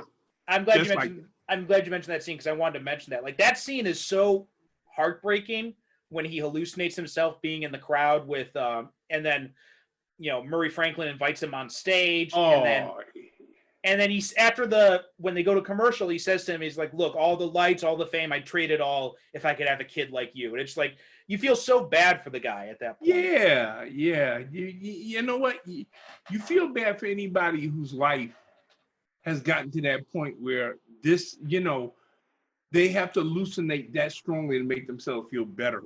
Yeah. And also, well, he even hallucinates that Murray Franklin had a life just like his, right? Because he says, I live here in Gotham with my mother. And then the audience laughs. And Murray's like, no, wait. I lived with my mother before I broke in too. And so, he's projecting his own life story onto Murray. And he's saying like, well, Murray made it. He's my guiding star. I can make it too. I'm just like him. And of course, when you have an actor with the gravitas and the reputation of Robert De Niro in a movie like this, well, automatically you say, oh, okay, well, this must be a pretty damn good movie if Robert De Niro is in it, not discounting the fact that he spent a whole decade acting in shit movies. But in the few minutes he's in this movie, he reminds us of why he's Robert De Niro. Yes, yeah. Because he's better in the few minutes he's in this movie than he was in like the whole 90 minutes of other movies he made, like that crap movie he made with Sylvester Stallone. You know, what was that boxing movie? Oh, I don't know. I never saw it. I was trying to think. I'm not sure. Yeah. But I was thinking of the Meet the Parents sequels. Oh, the Meet the Parents. Yeah. I mean, in this one, this movie reminds us of why he's Robert De Niro. When he has that confrontation at the end, when Arthur comes on as Joker, finally, he's got the costume. Yeah. He's got the face painted, and they come and they have that dialogue on stage. Mm-hmm. And Arthur admits that he killed the guy, and he pours out his heart to Murray Franklin, and Murray Franklin turns on him. Yeah. And that's when Arthur finally, like he really snaps. And it's like, right, because remember his whole plan was he was going to shoot himself on TV. Yeah, he was going to kill himself. Yeah, but then when Murray strikes back at him, he realizes Murray's not who I thought he was. Right. And then he breaks, and he's like, you know what, fuck you all. Yeah, because now he feels betrayed. Yeah. I mean, this was the guy that he worshipped. Speaking of that betrayal thing and talking about the hallucinations, so the scene when he goes into Sophie's apartment and we find out that he's been hallucinating his relationship with her. And I noticed that when he leaves at the end of the movie, when he leaves the psychiatrist, the examining room in Arkham, and he's walking down the hallway, it's a very similar feel to when he leaves her apartment and he's walking down the hallway back to his place. Now, they don't make any statement one way or the other, but do you think he killed Sophie? I don't think Sophie wasn't real. No, she was real, but just his relationship with her wasn't. So like the elevator scene, that was real. And then when she comes out of the bathroom and finds him in her apartment, that was real. Because she says, who are you? Right? And that's when we find out that he's been hallucinating her. See, this is why I got to watch these. See, this is why I sit down and watch these movies before we talk. See, I got to watch the whole movie because I only watched a couple of parts last night. I didn't watch the whole thing. I got to sit down and watch the whole thing because when I saw it, what I got from it was that Sophie wasn't real. No, my thing is that's kind of one of the reasons he fixated on her is because she, her daughter's bugging her in the elevator and she like makes the blowing your head off gesture. And she kind of smiles like I get the sense that, she's a real person and she's been nice to Arthur, like in passing, right? She's like, smiles at him in the hallway or says hi to him or something like that. And he mistakes that for genuine affection. Right. Okay. So then he starts to hallucinate that he's in this relationship with her after he kills them after he kills the guys in the subway. Then he hallucinates that he goes to her apartment and kisses her. And then, like, everything she does in the movie from that point on, like when he sees the newspaper article and she says, if you ask me, that guy's a hero, the clown killer. And, he imagines her in the stand-up scene too. Like, you see the first bits of his set and then the audio goes out. And all we see are like the lights on him. And then we see a close-up of her sitting in a booth in the back smiling. And the feel we're getting there is that he's actually doing a good job in the stand-up. Like the first few minutes were rocky, but then he kind of found his footing. But then we find out later in the when Murray plays the clips that he actually was terrible. Okay, something. Now that I'm replaying the movie in my head, and something. You're right. Yeah, Sophie was real. It was a relationship was imaginary. Right. Yeah. Okay. Yeah, you're right. I just replayed the whole movie in my head real quick. Yeah, okay, right. Yeah. So Sophie was real. Sophie was real. The relationship was imaginary. Right. So do you think he killed her? Because why would he kill her? Well, just because he seems to, at this point in the movie, he's losing his sanity, and he seems to be going after everyone who's wronged him in some way. Well, he kills his own mother. Exactly. Yeah. So that's why In the I'm hospital, saying yeah. it's not. And just like that whole walk after when he walks out of her apartment, because they never show the end of that conversation when she finds him there. Right? We just cut to when she comes out and she's surprised. She's like, "You're Arthur, right?" And she's like, "Do you want me to call your mother or something? Do you want me to call someone?" And he just looks away. And then we get the flashbacks, and it shows that he was alone in all those other scenes with her. Right. And then it cuts to him walking out of the apartment. Which led me to believe that she was, that she was a fabrication. Okay, I see. Like my thing is, I didn't get it the first time, but I was wondering this time if maybe she killed her, because his walk out of her apartment seems very similar to his walk out of in the prison at the end when he walks the bloody footprints. Okay, well, you know what? I can go with you on this because, like you said, he's at this point in his mental breakdown where he's killing everybody that he feels has betrayed him. Yes, yeah. So I can go with you on that. Yeah, I can follow you on that. Okay. Because listen, hey, if a guy is going to kill his mother, it's not too much of a step for him to go and kill, somebody else. No, especially, yeah. Yeah. I mean, I think that showed it when he killed his mother. That kind of showed that he had no boundaries left. Exactly. Yeah. I mean, the guy's done. He's not only crossed the line, he's just jumped over the chasm. Yeah, and also, then he kills his coworker, right? When his two coworkers come over. Yeah, when they come over to his house, he lets one go. He lets the other one guy go. He's like, "You've always been nice to me," right? And he lets him go. Yeah, but the other guy, he chops him up in the hand. Oh my God, he beats yeah. I mean, there was blood all over the walls of the ceiling. Yeah. I said, "Oh my God, damn." Okay. Okay, and then also there's the famous dance sequence on the steps. The famous or by now infamous dance. Yeah. You know, one of my favorite. I love that there are people who splice together his dancing on the steps with Tobey Maguire in Spider-Man 3. His dancing. I haven't seen it. I liked it myself. I like it because that dance that he does down them steps shows that shit is about to get real. Yeah.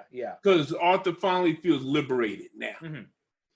And those steps, unless I'm mistaken, weren't those the same steps used in The Exorcist? I don't know. I don't know where those steps are. I'd have to look that up. I know that there are people that, like you said, they found those steps. Yeah, I'm checking it right now. Okay. Oh no. So it's just a similar scene because these steps are in they're in the 132 steps in the Bronx. They're in the Bronx. Okay, yeah. And the ones from The Exorcist are in Georgetown. Georgetown, yeah. So they look very similar, but they're different. Now there are a lot of scenes that I recognize. There is one scene. Remember after Arthur when he shoots the three guys in the subway? Yes, yeah. And he's running on the street and he runs through this long tunnel, right there like that. Yeah. That's right here in Brooklyn. I know where that's at. Okay. Yeah. That's right in Brooklyn. There's some scenes I say, okay, I know where that's at. Okay. So now here's what here's a proposal I got for you. Since you're not that far from the 132 steps, I think maybe you should put on some Joker makeup and reenact the dance on those steps for the fans of the show. Not on your life. Not on your life. I don't go to the. You know how long it's been since I've been to the Bronx? I haven't been to the Bronx. Wow, I would say it's been about a good 20, 25 years since I've been to the Bronx. Oh, okay. Which I mean, when I was young, like back in the 70s and 80s, I forget about it. I went all over the city. I've probably seen those steps. Yeah. I've probably seen them because I used to go to the Bronx all the time. I've probably seen them. But now that you mention it, I may go there and I may just take a short video. I'm not gonna go there dress up in makeup. What do I look like? Crazy? Do I look crazy to you? Well, some in certain lights.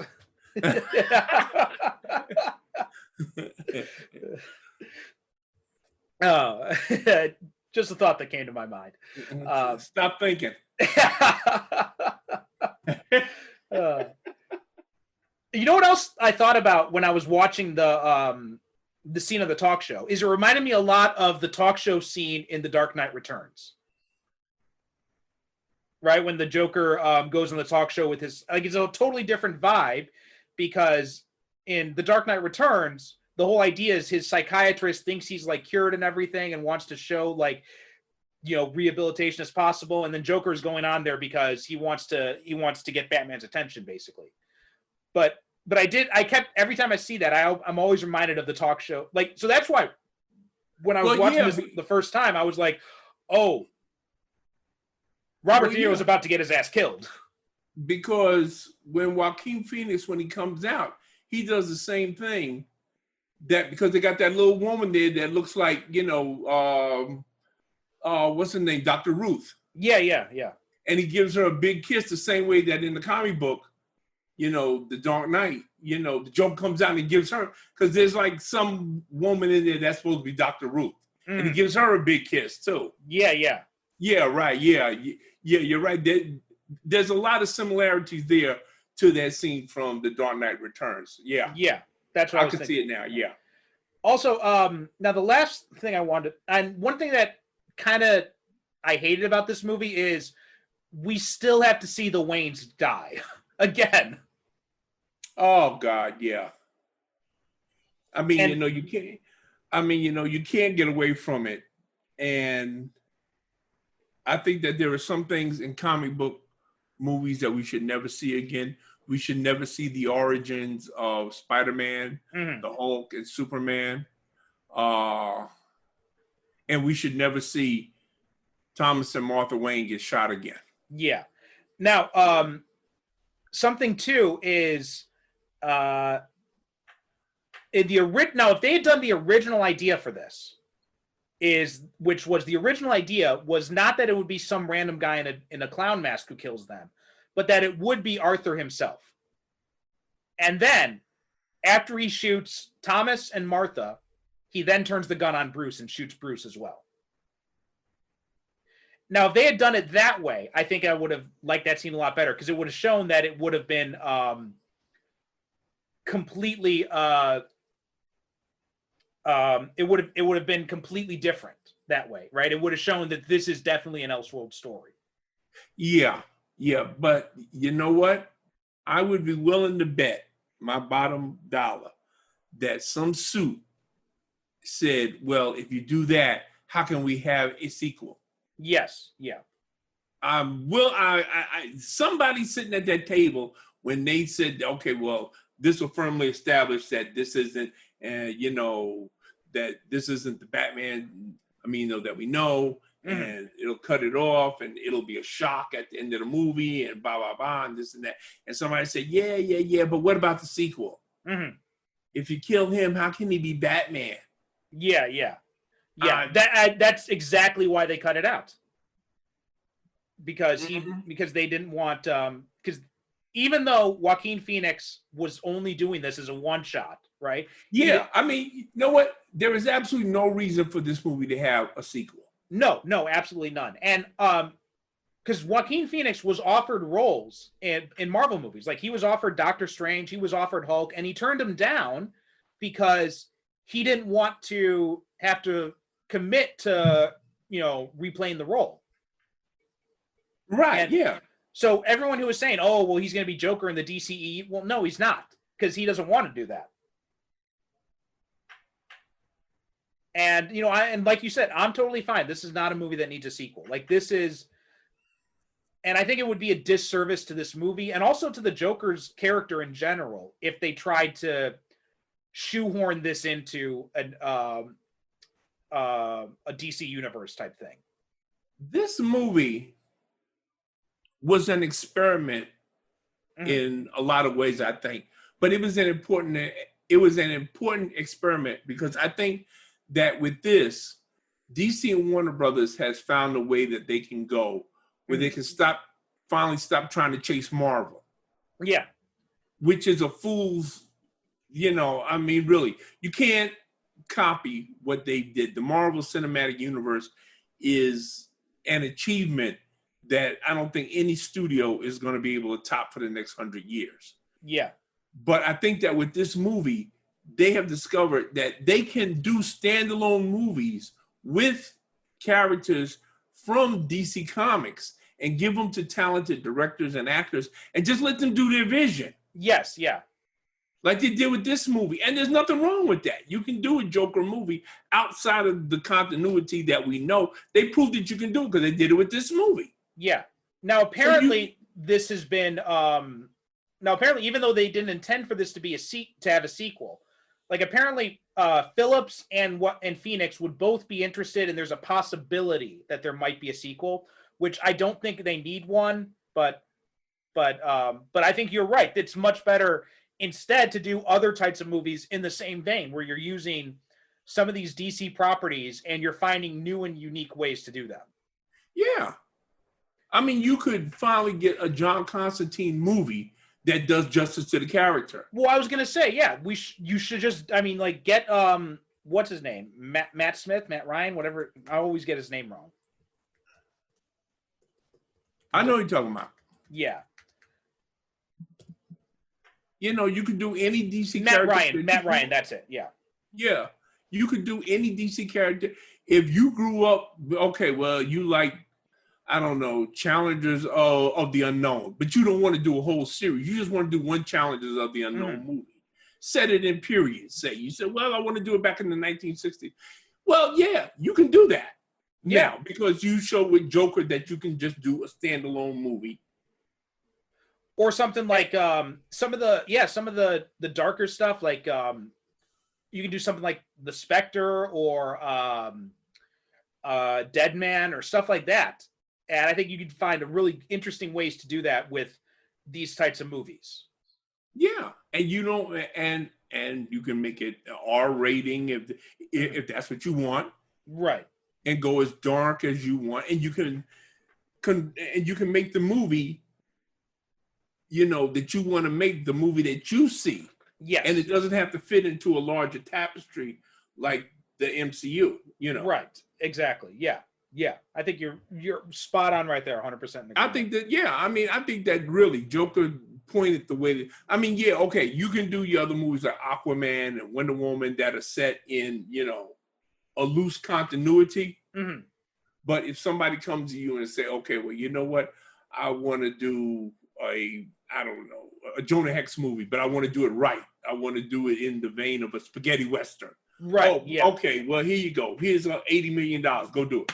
And that would be perfect for this, right? Because, you don't need a whole lot of money to make a Western, and that's all Jonah Hex is. So you don't have to make like some big CGI spectacle for that. You just make a low-budget R-rated Western movie, and Jonah Hex is a great way to do that. Exactly. So I think that that's the way that they go, because Joker turned out to be an event that I think a lot of people really didn't expect this movie to be as good as it was. Mm-hmm. And I think that that's because it dealt with a subject matter that a lot of people, whether they realize it or not, came to realize that this is an important issue of our time, mental health. Yeah. And how we deal with mental health and how our society deals with mental health. And these are the people that we're producing because we refuse to take care of them. Mm-hmm. Yeah.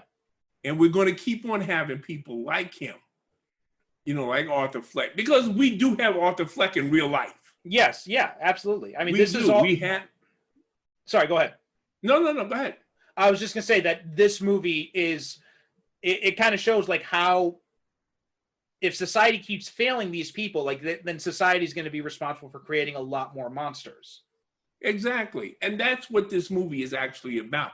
It's not about Batman's arch enemy. That's why I said that's why I said when we started, I don't believe this movie is about Batman's arch enemy, but this is about a monster, Mhm. but it's a monster that is created by society. Yeah. Society has failed this man terribly. And if we don't figure out a way to take care of these people and heal them, Mhm. we're going to keep on having them. It's just that simple. And that's not to say that, that excuse, because that's, I know some people have made that misassumption that if you're saying that society's responsible for these people, then that means you're excusing their actions. No, like he's still responsible for what he does, but that doesn't mean society's innocent. No. I mean, listen, there's plenty of blame to go around. Exactly. Yeah. There's plenty of blame to be shared on all sides. Yeah. All right. Also, the scene when the police car gets hit and he gets out and he climbs up on the roof of the car and like holds his fist up and everybody's kind of like in worship of him. Mm-hmm. Did you think that was a hallucination? Because I did.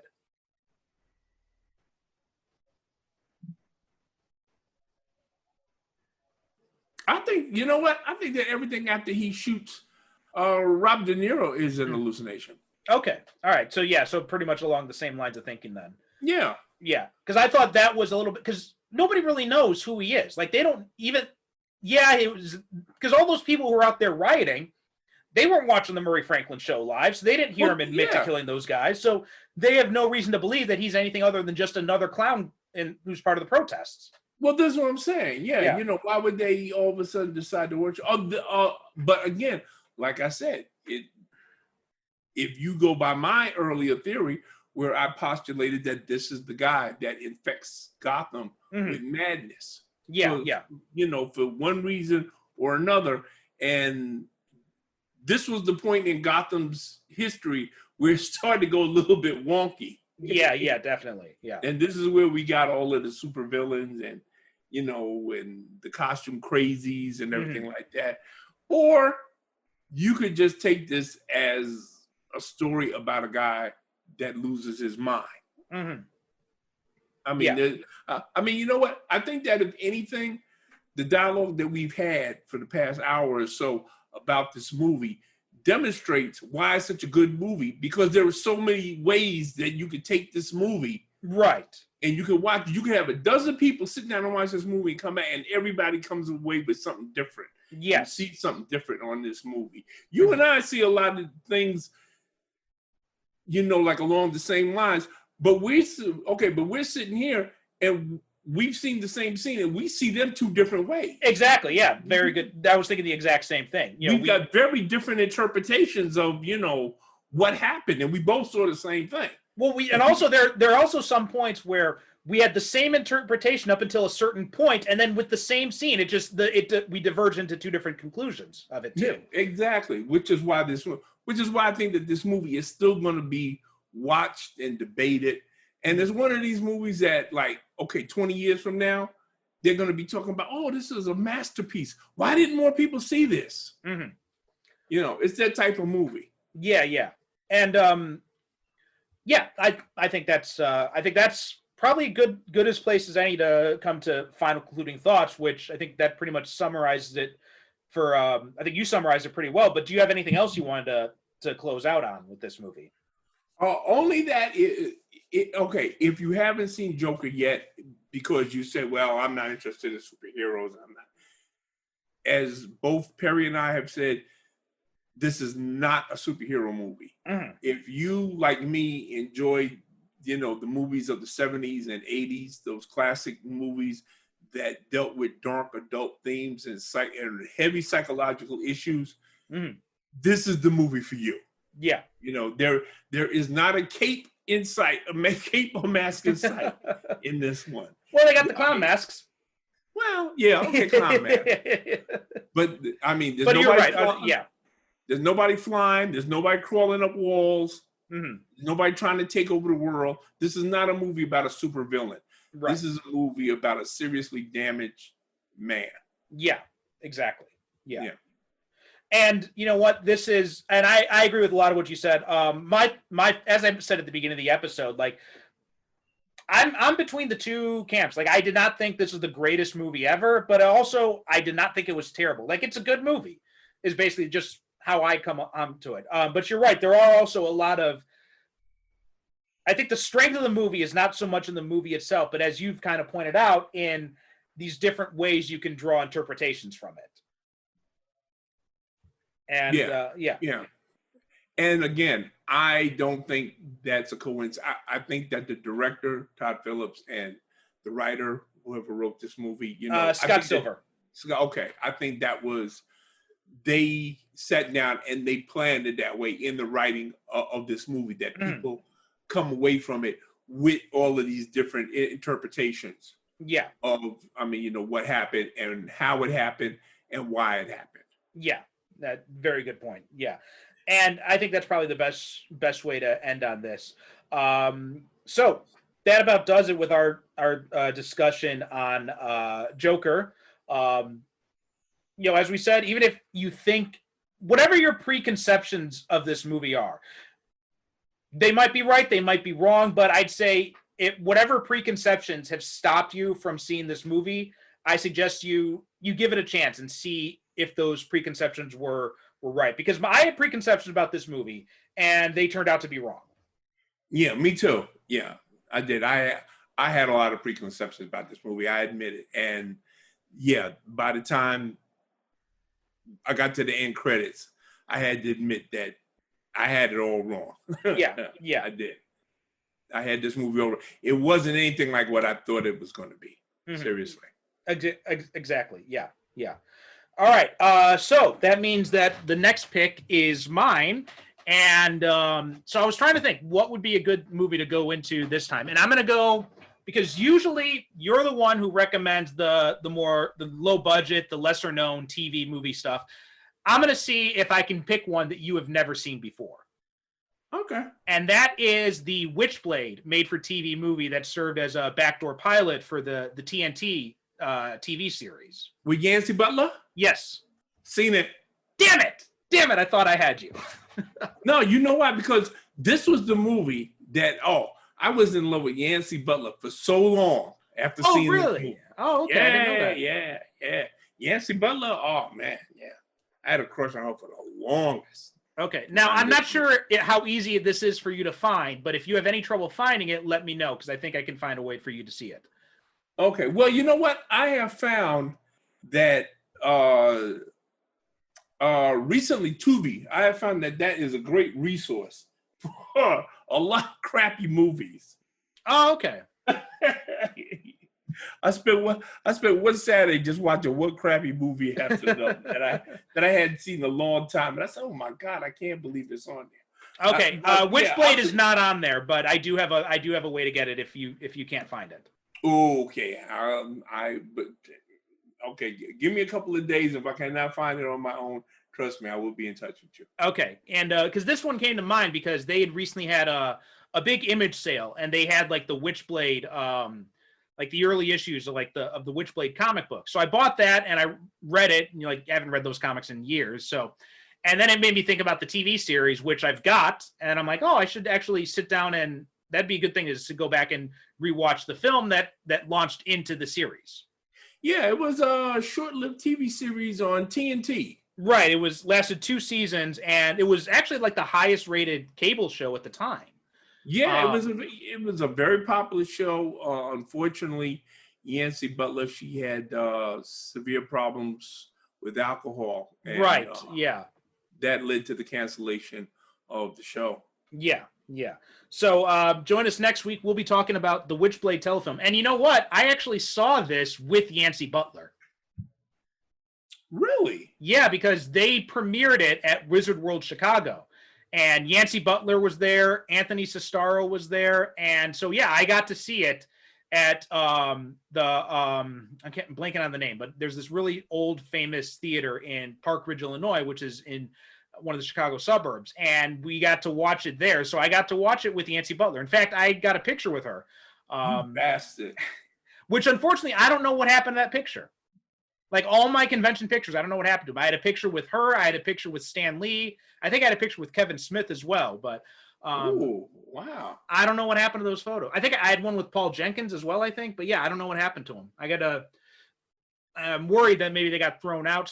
They got mixed up with the trash somehow at some point when with my many moves or when my parents downsized their place. Oh, these were actual pictures. Physical pictures, yeah. Oh, physical pictures, right? Oh, okay, Yeah, they yeah. weren't on the phone or. No. This was back when I was in high school. Oh yeah. Okay then, yeah. Yeah. Okay. So yeah, I'm afraid that those may be lost to time. But if I ever find them, I'll definitely post them up somewhere. But yeah, I got to see it with Yancy Butler. I got to meet her. I got to meet Anthony Cestaro, and yeah, it was a really cool experience to being able to go to this theater I've been to all my life, and to go there and watch this comic book movie on the big screen. Cool. With go to the world premiere of it. So it was a pretty cool experience. So that about does it for us now. Join us next week. We'll be talking about Witchblade. Hopefully Derrick will have successfully dispatched with his assassins, so we don't have any more delays. Matter of fact, I think I'm going to spend a weekend hunting them down. I'm in a very proactive mood now. After having talked about Joker, I feel like being a little bit crazy myself now. All right. So if you want to join in the conversation, chime in, let us know what you think. Head on over to the Facebook group, Superhero Cinephiles, or go to our website, or drop us a line on Twitter. Let us know what you think, and yeah, and we will talk to you later. Okay, one thing I just want to end with, because you had mentioned about the interview. The name of the podcast is Demand Does. Oh yes, yeah. DEMOND. And you can listen to that on Spotify, Stitcher, all of the major, whatever you listen, Apple, whatever you listen to podcasts. Yeah. On. Yeah, it's a short episode. It's about 30 minutes. So if you haven't got enough of hearing me ramble on here, you can go listen to that, and you can hear me ramble on for another 30 minutes. Yeah, and it was a really good interview. I definitely recommend checking it out. Oh, thank you, sir. I appreciate that. Anytime. Okay, that's it for now. We will see you next time. Good night, and God bless. Thanks for listening to the Superhero Cinephiles podcast.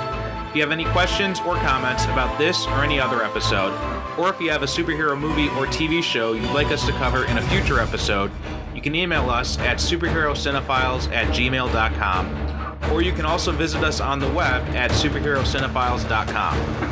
If you like what you hear, leave us a review wherever you get your podcasts. Each review helps us reach more potential listeners.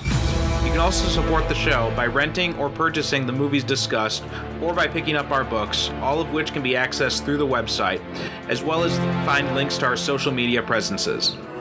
The theme music for this show is a shortened version of Superhero Showdown, a royalty-free piece of music courtesy of FezleonStudios.com.